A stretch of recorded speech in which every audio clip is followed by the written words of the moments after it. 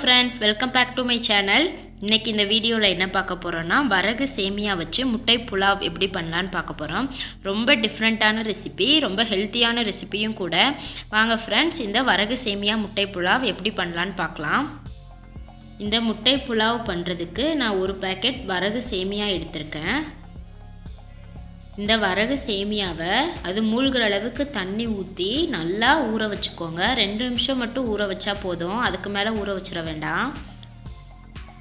அதுக்கு மேலே ஊற வச்சிங்கன்னா ஒரு மாதிரி கட்டியாயிரும். இப்போ இதை நல்லா தண்ணி வடிச்சிட்டு ஒரு ஆவி பாத்திரத்தில் வச்சு வேக வச்சு எடுத்துக்கலாம். 5லேருந்து 8 நிமிஷம் வரைக்கும் மட்டும் வேக வைங்க போதும்.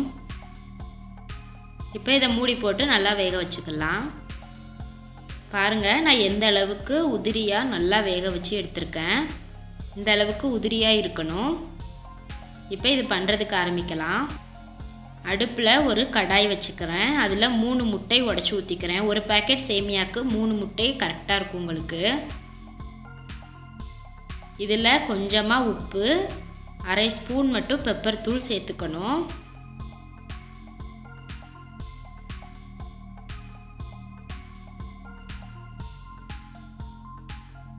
ஃபஸ்ட்டு இதை நல்லா மிக்ஸ் பண்ணி விட்டுக்கோங்க.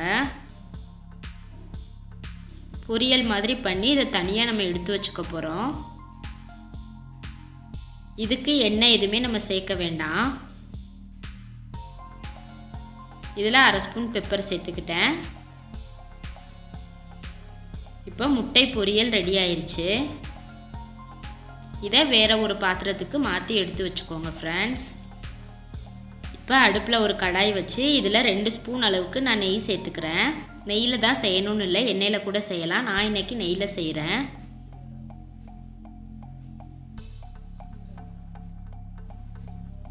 நெய் நல்லா சூடாயிருச்சு. இதில் ஒரு துண்டு பட்டை, 2 கிராம்பு, ஒரு பெரிய சைஸில் பிரிஞ்சி இலை சேர்த்துக்கிறேன். நம்ம போட்டிருக்கிற பட்டை, கிராம்பு, பிரிஞ்சி இலை எல்லாமே நல்லா நெய்யிலேயே ஃப்ரை ஆகிற வரைக்கும் வதக்கிக்கோங்க. இது நல்லா ஃப்ரை ஆயிடுச்சு. இப்போ இதில் ஒரு கொத்து கருவேப்பிலை சேர்த்துக்கிட்டேன். இதையும் நல்லா வதக்கி விட்டுக்கோங்க. ஒரே ஒரு பச்சை மிளகாயை சின்னதாக கட் பண்ணி வச்சுருக்கேன், அதையும் சேர்த்துக்கிறேன். இப்போ இது எல்லாத்தையும் நல்லா ஃப்ரை பண்ணிக்கோங்க.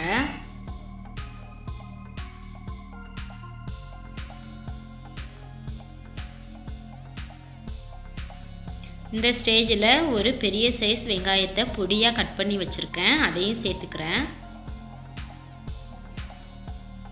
இப்போ வெங்காயத்தையும் நல்லா வதக்கி விட்டுக்கலாம்.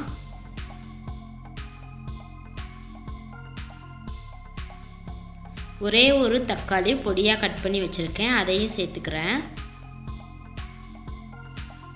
இப்போ இந்த தக்காளி வதங்குற அளவுக்கு மட்டும் உப்பு சேர்த்துக்கிறேன். இப்போ இது எல்லாத்தையுமே நல்லா வதக்கி விட்டுக்கலாம். தக்காளி நல்லா மசிய வதங்கணும்னு அவசியம் கிடையாது, ஓரளவுக்கு வதங்கினாலே போதும். ஒரு பெரிய சைஸ் குடைமிளகாய் இந்த மாதிரி கட் பண்ணி வச்சுருக்கேன் நீல வாக்கில், அதையும் சேர்த்துக்கிட்டேன். இப்போ எல்லாத்தையுமே நல்லா சேர்த்து வதக்கி விட்டுக்கலாம். 1 ஸ்பூன் மிளகாய்த்தூள், 1/2 ஸ்பூன் பெப்பர் தூள் சேர்த்துக்கிட்டேன். காரத்துக்கு இது 2 மட்டும்தான்.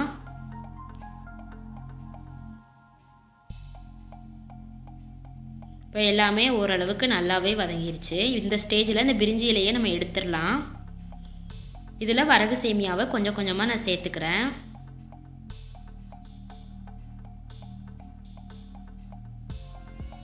ரொம்ப ஈஸியான ரெசிபி, கண்டிப்பாக ட்ரை பண்ணி பாருங்கள். இப்போ இதை நல்லா நம்ம சேர்த்துருக்கிற மசாலா கூட மிக்ஸ் பண்ணி விட்டுக்கலாம். உங்களுக்கு சேமியா உடஞ்செலாம் போகாது, அதனால் நல்லா ஃபாஸ்ட்டாகவே மிக்ஸ் பண்ணிக்கோங்க. பாருங்கள், நான் நல்லா மிக்ஸ் பண்ணிட்டேன். இப்போ இதில் லைட்டாக மட்டும் தண்ணி தெளித்து கிளறிக்கோங்க. பாஸ்மதி ரைஸில் செஞ்ச ஒரு டேஸ்ட்டு கிடைக்கும் இது உங்களுக்கு. இப்போ நல்லா மிக்ஸ் பண்ணியாச்சு. இந்த ஸ்டேஜில் நம்ம ஃபஸ்ட்லேயே பொரிச்சு எடுத்து வச்சுருக்கிற முட்டையை சேர்த்துக்கலாம். எல்லாத்தையும் நல்லா ஒன்று போல் மிக்ஸ் பண்ணிக்கோங்க.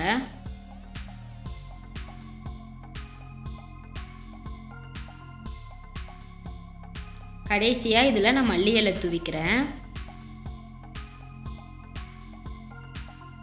நம்மளோட வரகரிசி முட்டை புலாவ் ரெடி ஆயிடுச்சு. இதை ஒரு பிளேட்டுக்கு ட்ரான்ஸ்ஃபர் பண்ணிக்கிறேன். கண்டிப்பாக இந்த ரெசிபி ட்ரை பண்ணி பாருங்கள் ஃப்ரெண்ட்ஸ். ரொம்ப டிஃப்ரெண்ட்டான ரெசிபி. ஹோட்டலில் வாங்குகிற எக் ரைஸ்லாம் தோற்று போயிடும், அந்தளவுக்கு செம்ம டேஸ்டியாக இருக்கும். கண்டிப்பாக நீங்களும் இதை ட்ரை பண்ணி பாருங்கள் ஃப்ரெண்ட்ஸ். இந்த வீடியோ உங்களுக்கு பிடிச்சிருந்துச்சுன்னா லைக் பண்ணுங்கள், கமெண்ட் பண்ணுங்கள், ஷேர் பண்ணுங்கள். சப்ஸ்கிரைப் பண்ண மறந்துடாதீங்க ஃப்ரெண்ட்ஸ். அப்படியே பக்கத்தில் இருக்கிற பெல் பட்டனையும் கிளிக் பண்ணுங்கள். அப்போ தான் நான் போடுற வீடியோ உடனுக்குடனே உங்களுக்கு வந்து சேரும். தேங்க்யூ.